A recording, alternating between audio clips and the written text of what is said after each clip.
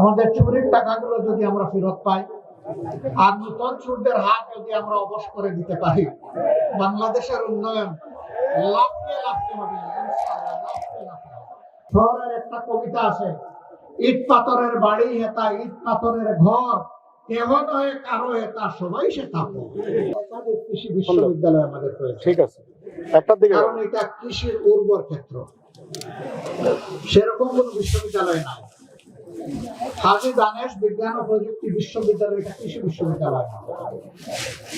বেগম রোকেয়া বিশ্ববিদ্যালয় একটি সাধারণ বিশ্ববিদ্যালয়। আমরা ফেল করি, সকল কিছু যাচাই বাছাই করি। উত্তরবঙ্গে একাধিক কৃষি বিশ্ববিদ্যালয় হওয়া প্রয়োজন।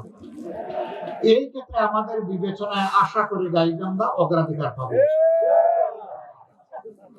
মেডিকেল কলেজের কথা আগেই বলেছি, এখানে ইপিজেড করার সিদ্ধান্ত হয়ে আছে, বাস্তবায়ন নাই। হ্যাঁ,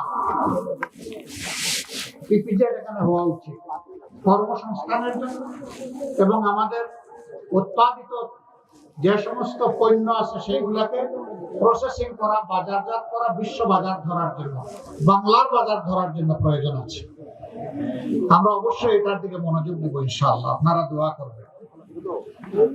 তারপরে বালাসী বাহাদুরপুর নাকি না বাহাদুরাবাদ একটা সেতু দুই দিককে বিচ্ছিন্ন করে রেখেছে। আমরা চেষ্টা করব দুইটাকে জোড়া দিয়ে দিতে, আপনারা দোয়া করবেন। একটা বড় কাজ না, বড় মনের প্রয়োজন, বড় ভীষণের দরকার। আমাদের চুরির টাকাগুলো যদি আমরা ফেরত পাই আর নতুন চোরদের হাত যদি আমরা অবশ করে দিতে পারি, বাংলাদেশের উন্নয়ন লাফে লাফে হবে। সব জায়গায় মেডিকেল কলেজ গড়ে তুলবো এবং সব জায়গায় সরকারি, বেসরকারি বা যৌথ উদ্যোগে বিশেষায়িত হাসপাতাল ক্রমান্বয়ে গড়ে তোলা হবে।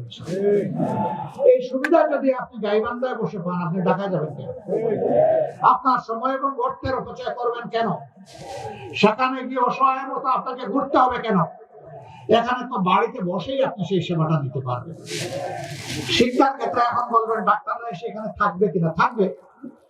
যখন সে দেখবে মানসম্মত শিক্ষা প্রতিষ্ঠান এখানে পরিচালিত হচ্ছে, গড়ে উঠেছে, তার সন্তানের শিক্ষা দীক্ষায় কোনো সমস্যা হবে না, তখন সেও আনন্দে এখানে থাকবে। দুটি কারণে, একটি হলো জীবন এখানে সহজ, পণ্যের দাম এখানে কম এবং সে তাজা সবকিছু পাবে। সবচেয়ে বড় কথা হলো, শহরের একটা কবিতা আছে, ইট পাথরের বাড়ি হেতা ইট পাথরের ঘর, কেহ নয় কারো হেতা সবাই সে থাকো। এ হচ্ছে জড় সভ্যতার কবিতা। আর গ্রামে যখন আসবে তখন দেখবে যে মানুষ বড়ই প্রাণ খোলা, মানুষ সম্মান করে, ভালোবাসে, মর্যাদা দেয়, যেটা শহরে পাওয়া যায় না। মানুষের ভালোবাসার জালে তারা বন্দী হয়ে এখানেই থাকবে ইনশাআল্লাহ। আমরা এই তিনটা জিনিস যদি নিশ্চিত করতে পারি, উন্নত শিক্ষা, মানসম্মত স্বাস্থ্য সেবা এবং সকলের হাতে হাতে কাজ, তাহলে আলহামদুলিল্লাহ নগর আর সাগরের ব্যবধান দূর হয়ে যাবে, কোন ব্যবধান থাকবে না। আমরা আর মরুভূমির বাংলাদেশ দেখতে চাই না। আমরা উর্বর বাংলাদেশ গড়ে তুলব। উর্বর হবে আমাদের জনশক্তি, উর্বর হবে আমাদের মাটি। আমরা এই দেশকে ভালোবাসি, আমরা মানুষকে ভালোবাসি। চরম বিপদে আপনারা সাক্ষী, আমাদের নেতৃবৃন্দ জেলে গিয়েছেন, ফাঁসির কাস্টে ঝুলেছেন হাসতে হাসতে।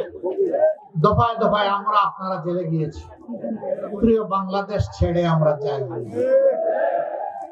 আমরা ছিলাম জীবনের, সম্পদের, ইজ্জতের ঝুঁকি নিয়ে বাংলাদেশের সাথে ছিলাম। কেন ছিলাম? কারণ এই মাটিটাকে বড় ভালোবাসি। সে মাটি তোমাকে ফেলে যাব না। তবে আল্লাহর যদি কোনো ইচ্ছা থাকে সেটা ভিন্ন। আল্লাহ যদি কোনো দায়িত্ব পালনের উদ্দেশ্যে কোথাও নিয়ে যান সেটা ভিন্ন, কিন্তু শুধুমাত্র জালিমের ভয়ে দেশ ছেড়ে পালাবো ইনশাআল্লাহ তা করব না। মহান আল্লাহর সাহায্যে ছিলাম, মহান আল্লাহর মেহেরবানিতে আছি, সুখে দুঃখে গোলাগুলি করে আপনাদের সাথেই থাকবো ইনশাআল্লাহ। আমরা যদি সময়ের কুকিল হই, তাহলে সময় যখন আসবে তখন এসে আপনাদেরকে গান শোনাবো কুহু কুহু। ও সময় যখন চলে যাবে ডানা মেলে তখন আমরা উড়ে যাব। আর যদি আমরা আপনাদের একজন হই, কোথায় যাব? আপনজন ফেলে যাব না, ইনশাআল্লাহ এখানেই থাক। জীবনে মরণে সুখে দুঃখে মহান আল্লাহর পর ভরসা করে আমরা একসাথে পথ চলবো ইনশাআল্লাহ।